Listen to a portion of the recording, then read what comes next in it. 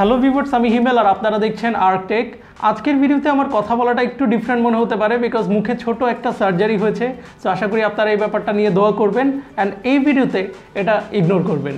So আজকের ভিডিওটা হচ্ছে OnePlus Nord-এর আনবক্সিং অ্যান্ড আমাদের ফুল রিভিউ। তার আগে বলবো, ভিডিওটা যদি ভালো লেগে থাকে বা কাজের মনে হয় ভিডিওতে লাইক দিয়ে জানাবেন। আর আপনি যদি আমাদের চ্যানেলে নতুন হয়ে থাকেন চ্যানেলটা সাবস্ক্রাইব করবেন, সেই সাথে বেল বাটনটাকেও অন করে দেবেন যাতে যখনই আমরা নতুন কোনো ভিডিও আপলোড করি আপনি সবার আগে দেখতে পান। This video is sponsored by Tech and Talk BD. Bashundhara city বা যমুনা ফিউচার পার্কে পেয়ে যাবেন তাদের শোরুম। OnePlus Nord-এর আপডেটেড প্রাইস বা কিনতে আগ্রহী হলে যোগাযোগ করতে পারেন তাদের সাথে। টেক অ্যান্ড টক বিডির বিস্তারিত ইনফরমেশন থাকছে ভিডিও ডেসক্রিপশনে। সো প্রথমেই শুরু করছি OnePlus Nord-এর আনবক্সিং দিয়ে। যেমনটা দেখতে পাচ্ছেন, এটা হচ্ছে OnePlus Nord-এর রিটেল ইউনিট এবং ব্যাক সাইডে বেশ কিছু ইনফরমেশন থাকছে এই স্মার্টফোনের ব্যাপারে, লাইক আপনি বক্সে কী কী পাচ্ছেন। এবং যেমনটা দেখতে পাচ্ছেন, আমাদের যে ইউনিটটা সেটা হচ্ছে 256GB ভেরিয়েন্ট, অর্থাৎ 12GB RAM and 256GB Rome, and আমাদের কালারটা হচ্ছে ব্লু মার্বেল কালার। সো কথা না বাড়িয়ে আনবক্সিং করা যাক। সো বক্স খুললে সবার আগে পাচ্ছেন this way Nord, the smartphone itself. So এটা নিয়ে আমরা পরে কথা বলবো। ভেতরের কম্পার্টমেন্টে থাকছে একটা এনভেলপ যেখানে থাকছে বেশ কিছু জিনিস। সবার আগে পাচ্ছেন একটা টিপিইউ কেস যেটা OnePlus Nord-কে স্পেশাল করে ডিজাইন করা, এবং তারপরে থাকছে আরও একটা এনভেলপ যেখানে সবার আগে পাচ্ছেন একটা সিম ইজেক্টর টুল, অ্যান্ড ভেতরে থাকছে OnePlus Nord-এর special sticker, quick start guide and বেশ কিছু ডকুমেন্টেশনস, অ্যান্ড এর বাইরে থাকছে OnePlus-এর তরফ থেকে ওয়েলকাম লেটার। তারপরে বক্সে থাকছে একটা OnePlus-এর ওয়ার্প চার্জার যেটা হচ্ছে 5V 6A বা 30 ওয়াটের একটা চার্জিং ব্রিক, এবং সেই সাথে থাকছে একটা রেড কালার টোনের OnePlus-এর USB Type-C based data cable.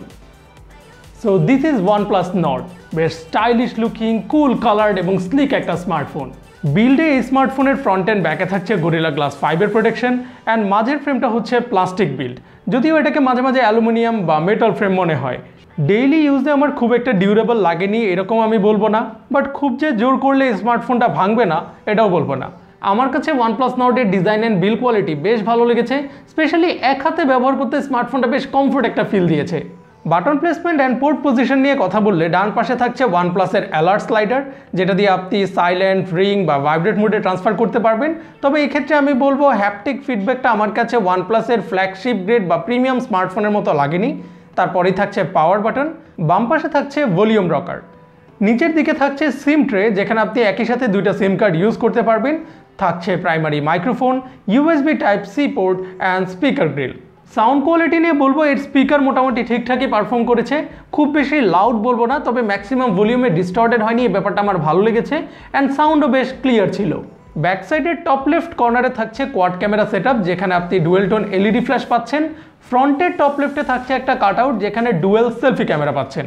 So front প্যানেলে ডিসঅ্যাপয়েন্ট হওয়ার মতো তেমন কিছু নেই। বর্তমানের মিড বাজেট স্মার্টফোনে যদি আমরা অ্যামোলেড স্ক্রিন চাই পাই 60Hz, 90Hz বা 120Hz রিফ্রেশ রেট পেলে পাই IPS স্ক্রিন, বাট এখানে কিন্তু সেটা নেই। এখানে থাকছে 6.44 inch fluid AMOLED screen, full HD+, HDR10+ and 90Hz। ডিসপ্লের ক্ষেত্রে আমার এক্সপিরিয়েন্সে ভিজিবিলিটির দিক থেকে IPS থেকে অ্যামোলেড বরাবরই এগিয়ে। It's so crisp, contrasty and sharp. তবে এর আমি দুইটা ব্যাপার বলবো। প্রথমত এর যে স্ক্রিনের ব্রাইটনেস সেটা আমি বলবো যে অ্যাবোভ অ্যাভারেজ বা চলার মতো বলতে পারেন, নট দ্য ব্রাইটেস্ট ওয়ান। বর্তমানে আমাদের এখানে গরমের কাল চলছে, প্রচুর রোদ বাইরে, সো অনেকের ক্ষেত্রে ডে লাইটে ভিজিবিলিটির ক্ষেত্রে কিছুটা প্রবলেম হতে পারে, খুব মাইনরই হবে সেটা। আর দ্বিতীয়ত এই স্মার্টফোনকে এখন পর্যন্ত ডিরেক্ট 90Hz রিফ্রেশ রেটে ইউজ করেছি, তবে একই দিনের ব্যবহারে এর UI নেভিগেশন অ্যান্ড স্ক্রলিংয়ে আমি হালকা জার্কিনেস পেয়েছি, লাইক আজকের আমার কথার মতো। বাট জোকসের পার্ট, এই ব্যাপারটা আমার পুরো UI এর একটা ইস্যু মনে হয়েছে। সো 90Hz যে প্রপার স্মুথনেসের এক্সপিরিয়েন্স, সেই এক্সপেকটেশনটা সামহাউ OnePlus Nord ফুলফিল করতে পারেনি। So I think it's all depend on the next UI update. So UI নিয়ে যেহেতু কথা বলছি OnePlus-এর বিখ্যাত অক্সিজেন ওএস নিয়ে। তো এই পর্যন্ত আমরা অক্সিজেন ওএস যতগুলো স্মার্টফোনে দেখেছি প্রত্যেকটাই ছিল OnePlus-এর flagship grade smartphone. OnePlus X ছিল যেটা budget centric, but then again এই প্রত্যেকটা স্মার্টফোনে চলেছিল স্ন্যাপড্রাগনের 8 সিরিজের চিপসেট। সো পারফরমেন্সের ল্যাগ অ্যান্ড অক্সিজেন ওএস, এই দুইটা ব্যাপারকে মানুষ কখনোই একসাথে বলতে গেলে দেখেইনি, অ্যান্ড দ্যাটস ওয়াই OnePlus ডিভাইসের ক্ষেত্রে এই অক্সিজেন ওএসটাই একটা বড় কেএসপি হিসেবে কাজ করে। বাট OnePlus Nord-এ চলছে স্ন্যাপড্রাগন 7 সিরিজের চিপসেট বা একটা mid range chipset. Again UI performance এখানে খুবই ভালো ছিল, প্রত্যেকটা সেগমেন্টে ছিল টপ নচ অপটিমাইজড। এখানে অক্সিজেন ওএস এর কাস্টম বেশ কিছু ফিচার্স পাবেন এবং সেই সাথে থাকছে একদম স্টক লুকে লাইক ফিল। সব মিলিয়ে আমার কাছে OnePlus Nord এর এক্সপিরিয়েন্স বেশ স্ন্যাপি লেগেছে। এখানে অ্যাপ ওপেনিং বা মাল্টিটাস্কিং টাইমিং ছিল খুবই ফাস্ট, র্যাম ম্যানেজমেন্ট সেক্টরটাও খুবই ভালো পারফর্ম করেছে। Again why not, it's powered by Snapdragon 765G with 8GB or 12GB RAM LPDDR4X and 128GB or 256GB UFS 2.1 স্টোরেজ। বেঞ্চমার্ক স্কোর দেখতেই পাচ্ছেন, গিগবেঞ্চে সিঙ্গেল কোর স্কোর হচ্ছে 600 অ্যান্ড মাল্টি কোরে 1811, আর জিপিইউ টেস্টের রেজাল্টও এভারেজ স্কোর থাকছে 3000-এর রেঞ্জে। গেমিংয়ে আমি এখানে পাবজি খেলেছি, HD resolution and high frame rate সেটিংয়ে চলে। আমার এক্সপিরিয়েন্সে আমি বলবো উইদাউট এনি ইস্যু আমি এখানে 30 FPS-এ খেলতে পেরেছি এইচডি সেটিংয়ে। বাট এর বাইরে অপটিমাইজড অ্যাসফল্ট 9 বা call of duty mobile fully high সেটিংয়ে এই স্মার্টফোনে রান করেছে।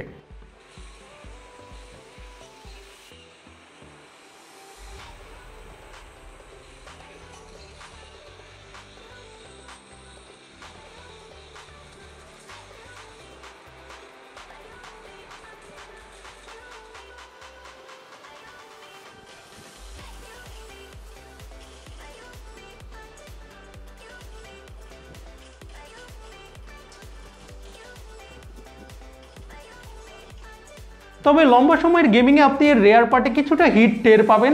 অ্যান্ড আমার কাছে মনে হয়েছে OnePlus অ্যাকচুয়ালি Snapdragon 765G এর যে ওভারঅল ম্যাক্সিমাম পারফরমেন্স সেটাকে লক করে একটু নিচে করে রেখেছে, যাতে ইউজার এক্সপিরিয়েন্সটা অলওয়েজ কনসিস্টেন্ট থাকে। ক্যামেরা সেগমেন্টে রেয়ারে থাকছে 48 মেগাপিক্সেল f1.7 উইথ OIS, এটা হচ্ছে মেইন ক্যামেরা। সাথে থাকছে 8 megapixel f2.2 ultra wide and 5 megapixel f2.4 depth sensor and 2 megapixel macro lens. Day লাইটের পিকচারগুলো আমার কাছে খুবই ভালো লেগেছে। প্রত্যেকটা ছবি দেখতে পাচ্ছেন কালার বেশ ভালো, ছবিও বেশ sharp and no complain on dynamic range. Side by side আমি OnePlus 8-এর সাথে OnePlus Nord এর কিছু পিকচার স্যাম্পল দিচ্ছি মেইন ক্যামেরার। দেখতেই পাচ্ছেন OnePlus Nord কিন্তু খুব বেশি পিছিয়ে নেই। And here is the 2x, 5x and 10x sample. Low লাইটে কিছু ছবি আমার কাছে ঠিকঠাক লেগেছে, আবার কিছু ছবিতে আমার কাছে কিছুটা ব্লারিনেস অ্যান্ড লেস ডিটেলফুল লেগেছে। তবে সবগুলো ক্ষেত্রেই কিন্তু এই মেইন ক্যামেরাটা একটু বেশি কন্ট্রাস্টি পিকচার প্রডিউস করে অ্যান্ড কালার টোনটা ডেফিনেটলি অ্যাকুরেট না। আলট্রা ওয়াইড লেন্সের স্যাম্পলগুলো দেখতে পাচ্ছেন বেশ ভালো colour and dynamic range produce করে OnePlus Nord, বাট ডিটেলসের ক্ষেত্রে ডেফিনেটলি 8 মেগাপিক্সেল, সো কিছুটা কমতি পাবেন। ম্যাক্রো শটগুলোকে আমি জাস্ট বলবো বিলো অ্যাভারেজ, ফোকাস হান্টিং ইস্যু ছিল অ্যান্ড ডেফিনেটলি লেস ডিটেলফুল। আর এর বাইরে বেশ কিছু পোর্ট্রেট স্যাম্পল দিলাম, দেখতে পারেন। ভিডিও সেগমেন্টে OnePlus Nord এর রেয়ারে থাকছে না 4K 60 FPS, এখানে ম্যাক্সিমাম ক্যাপাসিটি হচ্ছে 4K 30 FPS অ্যান্ড 4K সিনে।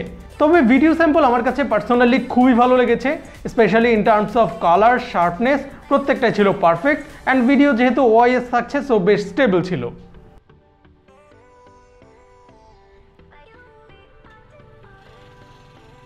এর বাইরে OnePlus Nord দিয়ে স্লো মোশন করা ভিডিওর স্যাম্পল দিচ্ছি, যেটা আপনারা স্ক্রিনে দেখতেই পাচ্ছেন।